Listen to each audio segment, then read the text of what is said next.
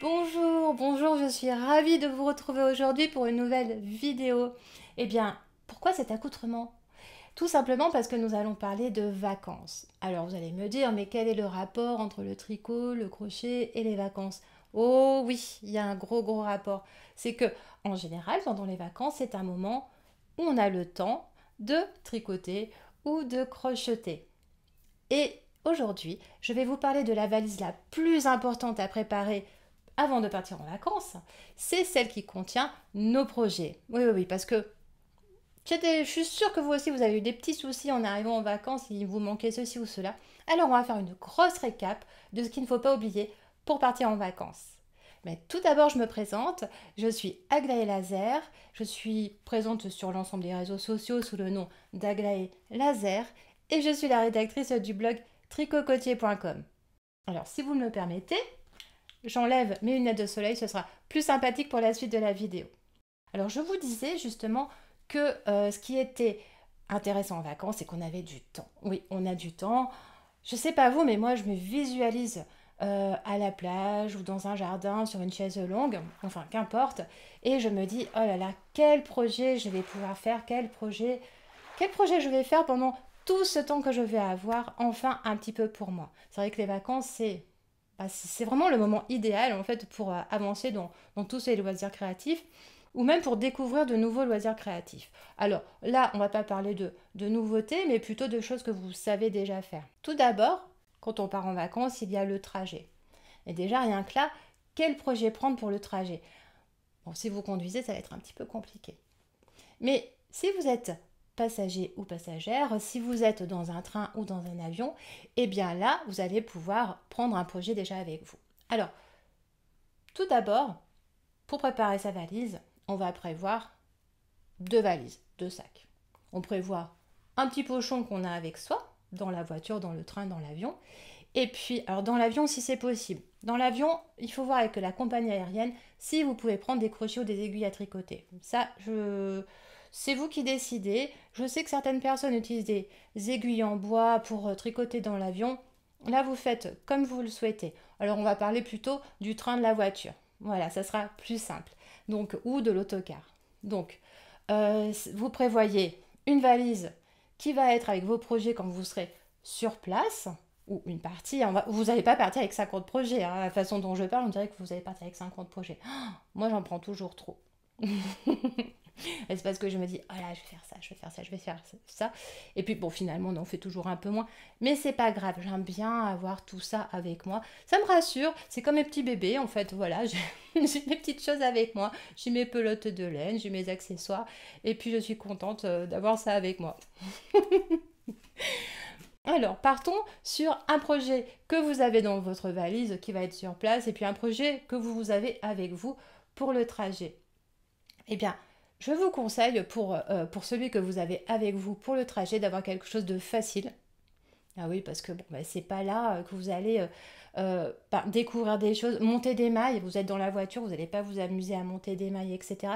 Donc, ce que je vous conseille, c'est d'avoir un projet qui est déjà commencé. Faites-le 2-3 jours avant, commencez 2-3 jours avant, et puis comme ça, ben, une fois que vous êtes dans la voiture, on va dire, eh bien, ça va être plus facile pour vous de continuer ce projet que de découvrir. Alors, faites un petit travail en amont, vous lisez toutes les explications, vous commencez le projet, surtout si vous avez à monter des mailles ou découvrir de nouveaux points. Et puis vous prenez aussi un projet qui n'est pas très encombrant. Vous n'allez pas vous mettre... Imaginons que vous êtes dans un train. Le train, c'est quand même assez serré. Et puis, ça va être un petit peu compliqué. Si vous avez besoin de sortir, je ne sais pas, plusieurs pelotes de laine. Si vous êtes, par exemple, en train de faire une couverture en granit. Imaginons, couverture en granit, vous avez besoin de plusieurs couleurs, vous avez besoin de vos ciseaux, l'aiguille à laine pour rentrer les fils, enfin vous avez besoin de trop de choses. Là, ça va être un petit peu encombrant. Non, prévoyez quelque chose de simple à faire, de peu encombrant. Éventuellement que vous n'ayez pas à tout le temps noter des choses sur les explications, parce que là aussi, ça peut rapidement devenir pénible si vous n'avez pas de tablette, par exemple. Voilà, donc prévoyez quelque chose de simple. L'idéal, tricot, c'est de faire du jersey ou du point mousse, quelque chose de facile. Et puis au crochet, c'est pareil, de faire quelque chose de facile. Par exemple, ce top-là, là, alors vous voyez, là c'est de l'auto-promo, hein, parce que je vous montre toujours mon top d'été, mais en même temps, c'est pour l'été. Et puis c'est vrai que celui-là, je l'ai fait en voiture. J'ai fait toute cette partie-là en voiture. Alors à partir de là, non, parce qu'en plus, je notais les explications pour le design, pour vous proposer le modèle. Donc ce modèle est à retrouver sur mon blog. Mais je l'ai fait en voiture, donc sur un trajet. Voilà. Alors donc, on a dit pour le trajet, vous prenez quelque chose de facile, de commencer, de peu encombrant, et puis ça devrait bien se passer. Vous vérifiez aussi que vous avez bien les petits accessoires dont vous avez besoin. Par exemple, moi, il y a quelque chose que je fais beaucoup aussi, par exemple, en train. Quand je suis dans un train, c'est que je fais mes petits cœurs. Vous savez, les petits cœurs au crochet que je vous mets dans les commandes. Eh bien, pourquoi est-ce que je fais ça? Parce que j'ai besoin que de cette pelote, c'est exactement celle-ci, hein, cette pelote-là. Je prends ça avec moi, je prends un crochet et je prends des ciseaux. Je prends pas d'aiguille à laine, c'est pas grave, ça je le fais en général après une fois que je suis à la maison. Mais vous voyez, c'est peu encombrant, j'ai ça avec moi et puis je fais des petits cœurs et puis ça m'avance. Voilà, donc des petits cœurs, hein, c'est ceux que vous recevez quand vous recevez une commande, vous avez des petits cœurs, ça dépend à la période de l'année, vous avez des flocons quand on arrive à la période de Noël. Et voilà, donc c'est un exemple de projet peu encombrant, facile, etc. à avoir avec soi. Alors maintenant, quel projet pendant ces vacances? Eh bien, comme je vous disais, je vous propose de prendre un projet qui est déjà commencé. Pourquoi? Eh bien, parce qu'il arrive que parfois on commence un projet, on commence un ouvrage, puis finalement ça ne nous plaît pas. C'est le rendu de la laine ne va pas, on a des soucis avec les explications, on ne comprend pas, on n'arrive pas à faire un point, ou finalement c'est pas ce que l'on souhaitait. Donc c'est un petit peu dommage de se retrouver en vacances et d'avoir pris, je sais pas, 3 ou 4 pelotes de laine et puis de pouvoir rien en faire. Donc, comme je vous ai dit précédemment, prenez un projet déjà commencé. Et puis même, prenez 2 projets. Et bien pourquoi? Parce que des fois, on peut avoir envie de faire tel projet ou tel projet. Alors moi, personnellement, je vais prendre du tricot et du crochet puisque je suis tricoteuse et crocheteuse.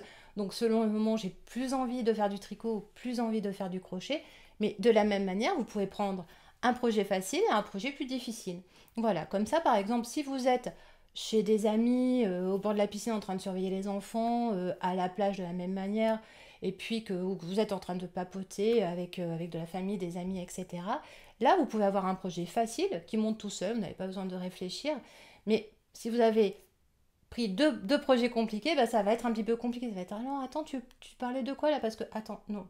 Mais de toute façon, vous allez détricoter, hein. C'est du vécu. Tout ce que je vous dis aujourd'hui dans cette vidéo est du vécu. C'est-à-dire que si vous prenez quelque chose d'un petit peu difficile, avec pas mal d'augmentations, des diminutions, des points compliqués, c'est sûr, ça ne va pas rater. À la fin de la journée, vous allez voir que vous avez un souci, vous allez dire, eh bien, je détricote ou je décrochette. Voilà. Alors, au crochet, c'est plus facile de défaire, mais au tricot, c'est assez pénible. Donc, voilà, prenez quelque chose de facile, et puis, si vous avez la possibilité d'avoir des moments de calme seul, eh bien, prenez quelque chose de plus difficile. Alors comme je vous ai dit précédemment, lisez toutes les explications, surtout par exemple si vous avez à faire un pull. Dans ce cas-là, vous prenez le temps chez vous, même avant de partir, vous prenez le temps de souligner, surligner, entourer, vous faites comme vous voulez, votre taille sur toutes les pages, au moins ça c'est fait. De peut-être noter tous les accessoires nécessaires. Alors vous savez que parfois, pour ce qui est des encolures, les cottes, on a besoin d'aiguilles à tricoter qui vont être d'une taille plus petite, donc voilà, c'est des choses qu'il ne faut pas oublier. Ou par exemple, là c'est pareil, tiens, je suis en train de penser à ça. Vous décidez de faire un projet. Vous êtes tricoteuse, uniquement tricoteuse, vous décidez de faire un projet.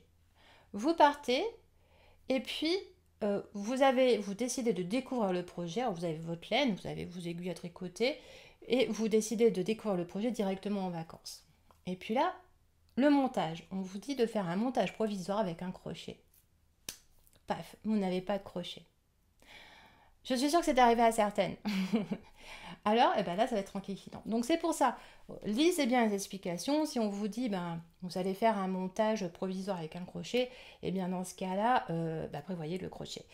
Euh, des fois, ça va être aussi, il va falloir prendre du fil contrastant justement pour ce montage provisoire. Et puis je suis en train de penser aussi, en lisant les explications avant, comme ça vous regardez les techniques. Parce que par exemple, faire un montage provisoire au crochet, vous ne savez pas le faire. Il y a tout un tas de montages, il existe énormément de montages. Eh bien, il va falloir peut-être quand même visionner sur YouTube comment faire la technique, hein, si la personne n'a pas mis un pas à pas dans le patron. Donc ça aussi, il faut prévoir tout ça. Donc c'est pour ça que moi je suis très, et vous l'avez compris, pour, pour le projet qui est déjà commencé, comme ça, pouf, c'est bon, c'est parti, j'ai pas de soucis, je sais que je vais pouvoir arriver, je vais m'installer sur la chaise longue, et puis je vais pouvoir juste continuer facilement. Donc voilà, je me répète beaucoup, je sais, mais c'est vrai que c'est des petites choses auxquelles on ne pense pas toujours. Alors c'est pour ça, si là aujourd'hui avec cette vidéo, je peux réussir à vous faire penser à des petites choses, eh bien c'est parfait. Autre chose aussi, si vous partez dans un endroit où il va faire très chaud, ne prenez pas quelque chose avec de la grosse laine, 100% laine et une couverture. Là, vous allez avoir très chaud. En plus, si la laine est foncée, ça va être encore pire, ça va être encore plus chaud sur vos genoux, ça va être très désagréable. Dans ce cas-là, si vous êtes dans un endroit où il fait très chaud, eh bien, je vous conseille de plutôt tricoter ou crocheter avec du coton ou des fils avec du coton mélangé, avec du lin, du chanvre, des choses comme ça. Des fils qui sont fins, déjà, c'est plus sympathique. On va éviter de faire la grosse écharpe en laine aussi parce que simplement vous allez aussi transpirer hein, au niveau des mains, ça va pas être agréable. Vous allez peut-être avoir des problèmes aussi parce que ça va. Ce que je veux dire, c'est que les mailles risquent de moins bien glisser. Enfin, c'est pas très agréable. Alors, normalement, si on fait du tricot ou du crochet, c'est un moment agréable. Donc voilà, pensez à ça aussi. Hein, c'est quelque chose encore tout bête auquel on ne pense pas. Mais faites plutôt un projet été pour l'été. Ce sera beaucoup plus sympa pour vous. Vous aurez moins chaud au niveau de vos mains, au niveau de vos genoux, si évidemment le projet est grand et va reposer sur vos genoux. Alors c'est très agréable en hiver de faire une couverture, de faire un pull, de faire des choses comme ça parce que justement on a chaud au fur et à mesure et c'est très bien. Mais là, en été, au bord de la piscine, non, je vous déconseille. Alors maintenant que je vous ai donné tous ces conseils sur quel projet choisir, peut-être qu'il y a d'autres choses qui vont me venir au fur et à mesure de la vidéo, mais je crois que là, on a quand même vu beaucoup de choses. Eh bien, qu'est-ce qu'on met dans son sac à projet? Alors, quelque chose de tout bête, alors je vais dire tout bête encore à chaque fois, mais parce qu'à chaque fois, je me dis, oh là là, qu'est-ce que c'est bête, j'ai oublié ça. Donc, prenez assez de fils. C'est une évidence, mais on peut très bien oublier et ne pas prendre assez de fils. Donc prenez assez de fils.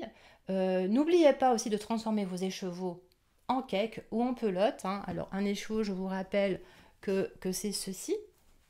Donc il va falloir un dévidoir et un bobinoir pour les passer en cake, qui est ceci. Et donc pour passer de l'un à l'autre, vous avez besoin de matériel et ce matériel, vous n'allez pas l'emporter en vacances évidemment. Donc pensez à le faire, sauf si vous avez l'habitude en fait de le faire avec une personne qui, vous savez, vous le mettez entre. Alors je ne vais pas le défaire là, mais vous pouvez très bien utiliser une chaise ou les bras de quelqu'un et puis faire vous-même votre pelote. Donc là aussi, faites-le avant parce que c'est assez sportif. Donc si vous êtes à un endroit où il fait chaud, vous allez avoir très chaud. Puis la personne en face va peut-être, parce qu'en général on bouge aussi les bras, c'est plus facile et ça va être assez pénible, je pense. Faites-le avant, prévoyez ça plutôt avant, donc partez avec vos pelotes de laine ou vos cakes. Voilà, vous éviterez le moment où vous vous dites zut, j'arrive au bout, mince, je n'ai pas assez de laine. C'est pareil, hein, si vous avez par exemple deux couleurs, pensez à prendre les deux couleurs. Si vous faites des chaussettes et que vous savez des fois les chaussettes, on fait le bout, on fait les côtes, on fait la pointe, pardon, la pointe et les côtes d'une autre couleur et le talon aussi. Pensez à prendre le mini écheveau qui va avec et ne l'oubliez pas. Alors pensez aussi à prendre vos aiguilles à tricoter et un crochet. Si vous êtes tricoteuse, seulement tricoteuse, prenez un crochet dans tous les cas. Comme je vous l'ai dit, il peut y avoir un montage. Bon, ça c'est bon, c'est réglé. Vous savez si vous en avez besoin ou pas de votre crochet. Mais c'est aussi très pratique pour rattraper une maille. Donc, pour rattraper quand vous perdez une maille, eh bien, alors dans un premier temps, ce que vous faites, vous mettez un anneau, pas un anneau, un marqueur amovible pour retenir la maille, le temps de détricoter et d'arriver au niveau de cette maille. Donc là, elle est sécurisée puisque votre maille va être prise avec le marqueur amovible. Vous enlevez, quand vous arrivez à ce niveau-là, vous enlevez votre marqueur amovible.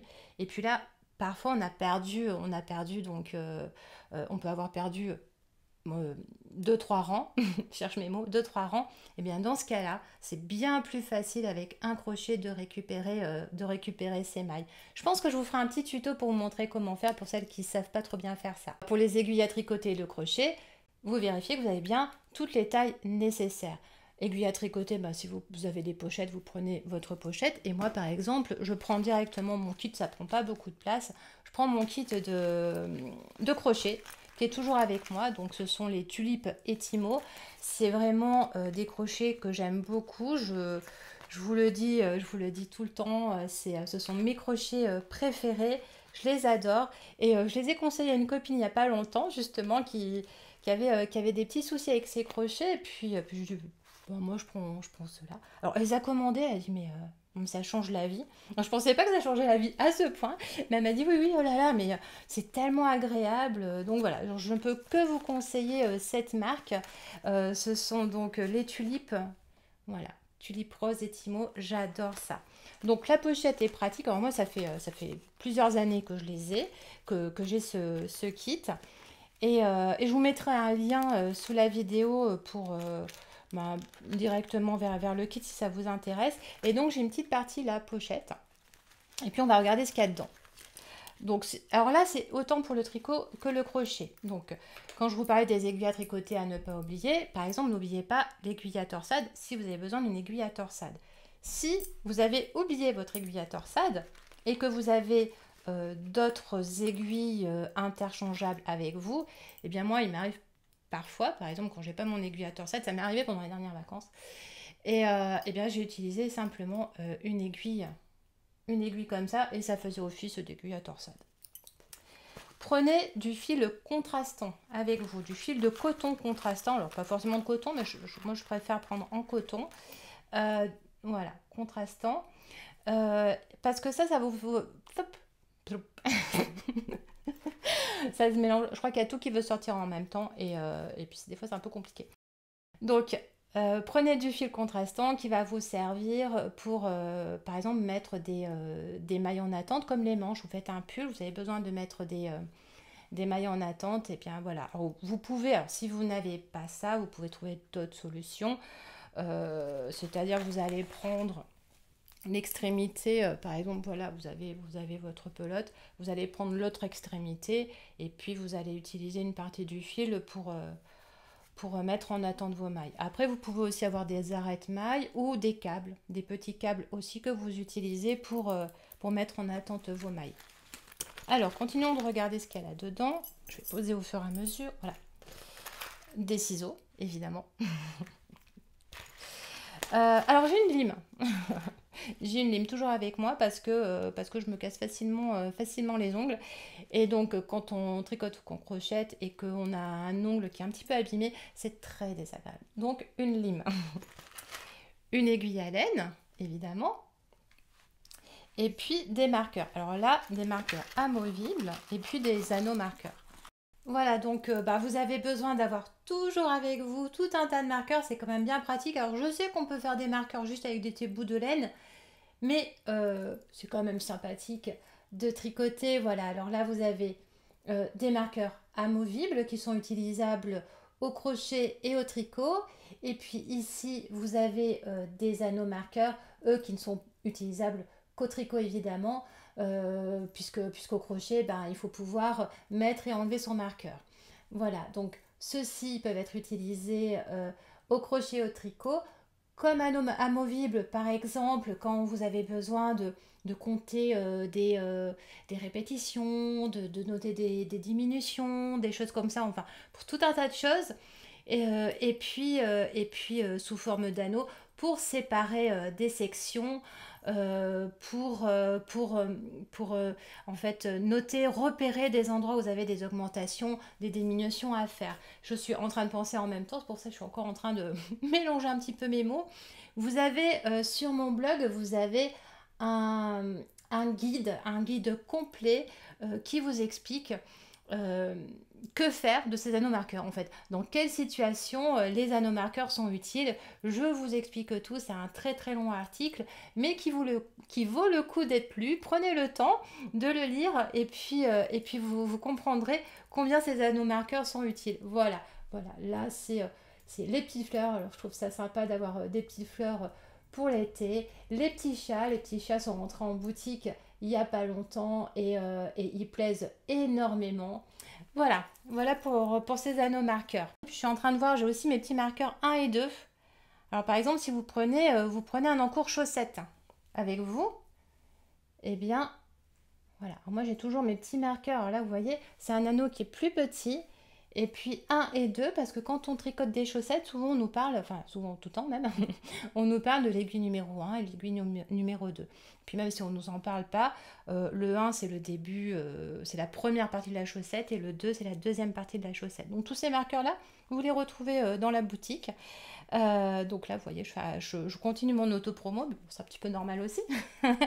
Et puis, puisqu'on est en train de parler des chaussettes, je suis en train de penser, bah là c'est pareil, hein, n'oubliez pas vos aiguilles double pointe si vous avez besoin des aiguilles double pointe. Par exemple, moi je tricote les chaussettes, une partie avec des aiguilles circulaires sur câble, et puis j'aime bien faire une autre partie de la chaussette avec mes aiguilles double pointe. Donc là, je continue à vous présenter des petites choses de la boutique. Donc là, c'est un étui pour mettre mes aiguilles double pointe. Et puis, je vais regarder sur ma liste si j'ai oublié des choses. Je pense que oui. Pour partir aussi dans les accessoires, eh bien, un petit carnet et un crayon. Toujours utile. Par exemple, si vous notez vos rangs de cette façon. Après, je sais que certaines personnes ont aussi des applications où on peut aussi noter directement sur ces explications papier. Mais si vous avez des observations, si vous avez par exemple des répétitions, etc., bien un petit carnet et un crayon, ne pas oublier le crayon qui va avec. Et puis je vous parlais de vos explications juste avant qu'on pouvait noter sur les explications. Alors n'oubliez pas vos explications, là aussi c'est tout bête, mais n'oubliez pas une page qui serait envolée, je ne sais pas ce qui peut arriver, mais vérifiez que vous avez bien toutes les pages de votre projet si c'est quelque chose que vous avez imprimé par exemple. Donc voilà, n'oubliez pas vos explications, ce serait dommage. Alors une astuce si vous avez une liseuse, c'est que vous pouvez mettre vos explications sur votre liseuse. Par exemple ici, alors je vais l'allumer. Voilà, donc par exemple ici, vous voyez, j'ai mis le top au crochet, c'est celui que je porte, que j'ai mis sur ma liseuse. Alors, on peut mettre des PDF sur sa liseuse, donc ça peut être très bien aussi si vous avez prévu d'aller à un endroit où vous allez visiter une boutique de laine. Mais vous n'allez pas tout noter par exemple, j'ai envie de faire un pull, mais je ne sais pas lequel. J'ai plusieurs pulls qui me plaisent.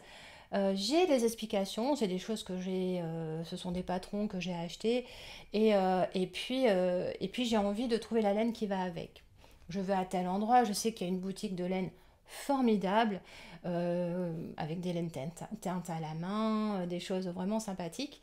Eh bien, au lieu d'imprimer tous les patrons, de les avoir avec soi ou de tout noter à la main et puis d'oublier des choses, parce que quand on note à la main, on va oublier par exemple le numéro d'aiguille ou je ne sais pas quoi. Eh bien, ce que vous faites, vous mettez les patrons dans votre liseuse et vous avez votre patron tech, je sais pas si on peut dire comme ça, votre tricotech, votre crochetech avec vous. Alors, comment faire pour mettre sur la liseuse? Parce que j'ai déjà parlé de ça sur les réseaux sociaux et puis on m'a dit, je ne sais pas comment faire. Eh bien, tout simplement, avec le câble de chargement, vous avez un câble, vous reliez à votre ordinateur et puis vous faites un glisser-déposer et vous mettez directement. Donc, avant, il faut ouvrir le dossier qui correspond à votre liseuse. Vous ouvrez votre dossier où vous avez vos patrons et vous les transférez, donc un glisser-déposer, vers votre liseuse. N'oubliez pas de faire éjecter avant d'enlever le câble, évidemment. Voilà, et donc vous avez tout avec vous. Donc c'est sous format PDF. Alors, vous ne pouvez pas changer la police comme habituellement pour les livres, mais voilà, vous avez ça en support. C'est quand même, vous voyez par exemple ici, eh bien vous pouvez quand même, hop, je vous montre, voilà. Ce qu'il y a d'intéressant, c'est qu'on peut quand même zoomer, donc c'est pas gênant, on peut suivre. Ça fait une sécurité aussi, une sécurité d'avoir son patron avec soi. Voilà. Alors, je jette un petit coup d'œil sur ma liste et puis je vous la montrerai après cette liste parce que en parlant comme ça, je suis sûre d'oublier des choses. Donc, oui, voilà. L'aiguille à torsade, je vous en ai parlé. Pensez à prendre un mètre ruban. Eh oui, on n'y pense pas toujours, mais le mètre ruban, c'est quand même indispensable de l'avoir. Surtout si, par exemple, vous êtes en train de tricoter un pull et puis vous êtes en train de faire une manche et puis on vous dit, ben voilà, vous avez, je sais pas, 44 centimètres de manche à faire. Je n'ai pas de mètre ruban. Alors là, c'est très enquiquinant. Vous pouvez essayer avec une règle. Ça va pas être évident, surtout bon, si vous avez une règle de 10 centimètres. Bon, ça risque de pas être très juste, quoi. Donc, prenez un mètre ruban. Ça prend pas de place là dans la trousse. Donc, voilà. Donc, un mètre ruban. Prenez aussi une jauge à aiguilles. Si vous avez besoin de vérifier la taille de vos aiguilles, que vous avez pris plusieurs, on va dire plusieurs paires d'aiguilles à tricoter. Ce sont des aiguilles interchangeables et que le numéro n'est pas marqué dessus. Alors moi, j'ai pas ce problème puisque vous savez que j'ai adopté hop, que j'ai adopté celles-ci sur lesquelles il y a le numéro directement, voilà. Et je les adore. Et puis en plus, la couleur est différente selon la taille. Donc je sais directement quel numéro d'aiguille j'ai en main.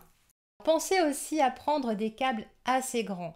Je m'explique. Vous commencez un châle en demi-lune. Au début, vous n'avez pas besoin de beaucoup de... Alors, je parle tricot, hein, puisque là, je vous parle de câbles. Vous n'avez pas besoin de mettre beaucoup de mailles sur le câble de vos aiguilles à tricoter. Et puis, ça s'agrandit, ça s'agrandit, ça s'agrandit. Et puis, vous avez trop de mailles sur votre câble parce que vous êtes parti avec un petit câble. Non, là, il va falloir changer de câble. Donc, pensez à prendre un câble plus grand si nécessaire. Alors, pensez aussi à prendre des embouts pour vos aiguilles à tricoter. Alors, surtout surtout si ce sont des aiguilles à tricoter droites. Moi personnellement, je n'ai pas d'embout pour aiguilles à tricoter parce que j'utilise des aiguilles circulaires et en fait je rassemble tout au niveau du câble. Donc bon, j'ai pas trop utilisé des embouts pour les aiguilles. Mais si vous avez des aiguilles droites, je comprends tout à fait qu'un embout va être utile. Ça vous évite de perdre une, deux, trois, 10 mailles, 30 mailles, de perdre un rang, non, peut-être pas jusque-là, mais de perdre quelques mailles, c'est toujours très pénible. Si vous êtes au crochet, pour ne pas perdre votre boucle, celle qui est sur votre crochet quand vous arrêtez votre ouvrage, vous avez plusieurs solutions. Alors, soit vous utilisez votre pelote et vous faites un petit peu, enfin, vous passez votre fil, vous passez dans la boucle, votre pelote dans la boucle, et puis vous ne serrez pas, mais là, ça va quand même sécuriser votre boucle, et puis vous aurez juste à défaire pour reprendre votre ouvrage.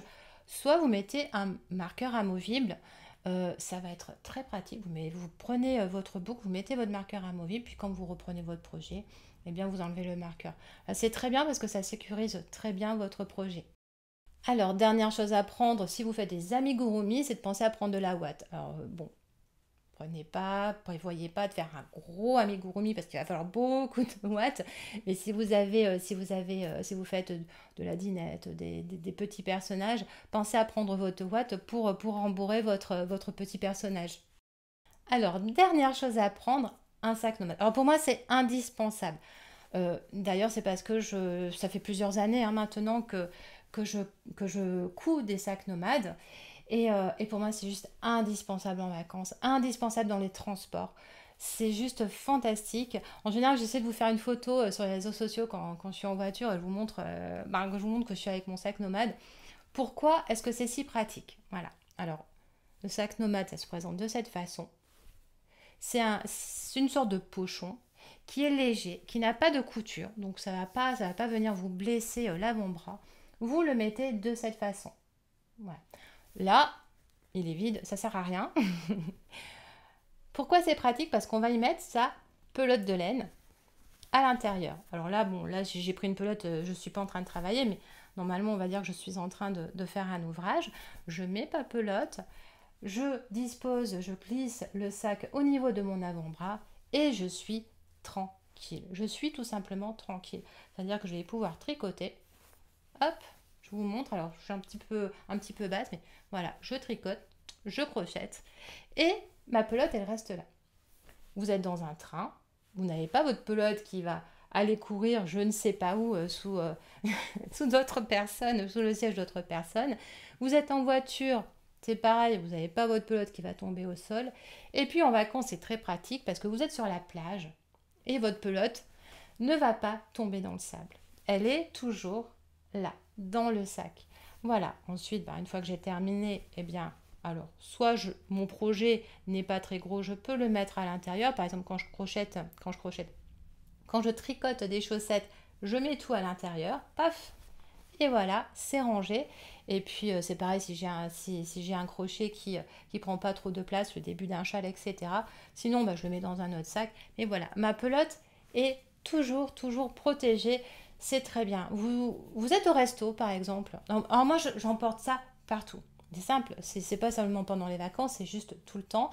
J'ai tout le temps un mini projet, j'ai un pochon avec moi dans lequel j'ai mon sac nomade, j'ai ma pelote, j'ai voilà, soit tricot, crochet, ça dépend.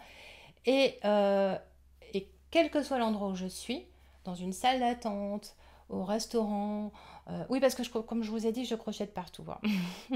Alors, au restaurant, non, je ne crochette pas quand je suis en train de manger, mais des fois, vous savez, les apéritifs, ça dure un peu longtemps, quoi. Donc dans ce cas-là, je fais quelques mailles, j'aime bien, c'est tout. Et puis c'est très bien parce que ça brode des discussions à droite à gauche, surtout dans les salles d'attente. Je sors mon ouvrage, je sors mon sac. En général, on me dit waouh, c'est génial, c'est trop pratique. Je dis oui, je sais. Et puis voilà, je fais quelques mailles. Dès qu'on m'appelle, tchouk, c'est terminé. Je mets tout dans mon sac. Voilà, c'est génial. Je sais que vous êtes nombreuses à les utiliser dans les transports en commun. J'adore savoir ça. Il y en a qui utilisent tous les jours dans le train. Voilà, je pense à certaines, elles se reconnaîtront. Tous les jours dans le train, tous les jours dans le métro. Et, euh, et voilà, ça me fait trop plaisir de savoir qu'ils sont aussi utiles et aussi pratiques. Voilà, alors si vous êtes en vacances, donc je suis en train de penser la chaise longue, à la plage, à la piscine. Imaginez, vous êtes à la piscine et puis vous êtes en train de tricoter, puis la pelote part dans la piscine. Le drame. Le drame. Ou si vous êtes à un festival de musique, ou vous êtes à un concert, vous attendez, là il faut venir vraiment longtemps à l'avance, et là c'est pareil, vous avez votre ouvrage avec vous, vous pouvez même être debout, vous voyez, quand je récupère mon fil, vous êtes debout, c'est pas un bon exemple là, parce que j'ai pas de tricot, j'ai pas de crochet, au bout, et puis vous êtes tac, et puis vous êtes debout, et vous pouvez très bien tricoter ou crocheter debout grâce à ce sac nomade.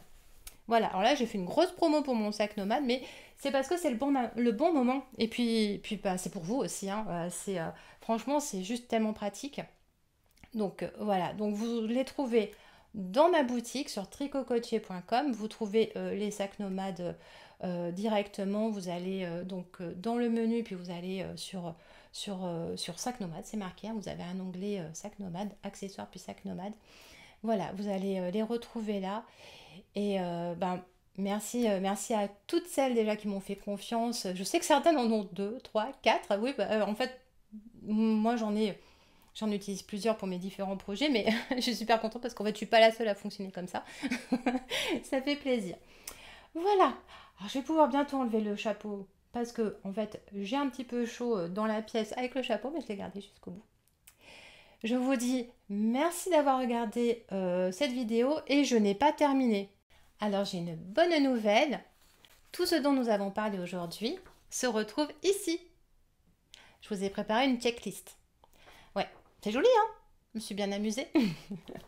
Alors, oui, alors au départ, j'avais mis un fond de couleur, mais bon, comme ça a imprimé, c'est pas top d'imprimer avec de la couleur. J'ai quand même laissé un petit peu de couleur, parce que bon, bah, c'est comme l'été, c'est les vacances. Et voilà, donc vous allez retrouver cette checklist sur mon blog, tricotcotier.com, dans l'article de blog qui s'intitule Quel matériel pour partir en vacances avec son tricot et son crochet. Vous allez retrouver, je pense, à peu près tout ce dont j'ai parlé aujourd'hui. Et donc, voilà, cette checklist m'a servi à faire la vidéo d'aujourd'hui. Donc vous la téléchargez directement. Dites-moi si cette vidéo vous a intéressé, dites-moi tout ça en commentaire. Et puis bah, je vous invite à mettre un j'aime si ça vous a plu. Voilà, si cette vidéo, si vous avez passé un bon moment, mettez un j'aime, ça fait toujours plaisir. Partagez cette vidéo avec une amie, vous l'envoyez, vous faites partager et puis vous l'envoyez par email ou vous la mettez sur les réseaux sociaux. Ça permet à ma chaîne de se faire connaître. Abonnez-vous si ce n'est pas fait. Activez la cloche, comme ça vous allez recevoir un petit message quand je sors une nouvelle vidéo. Et puis ne bougez pas, je vous propose tout de suite 2 autres vidéos. À bientôt!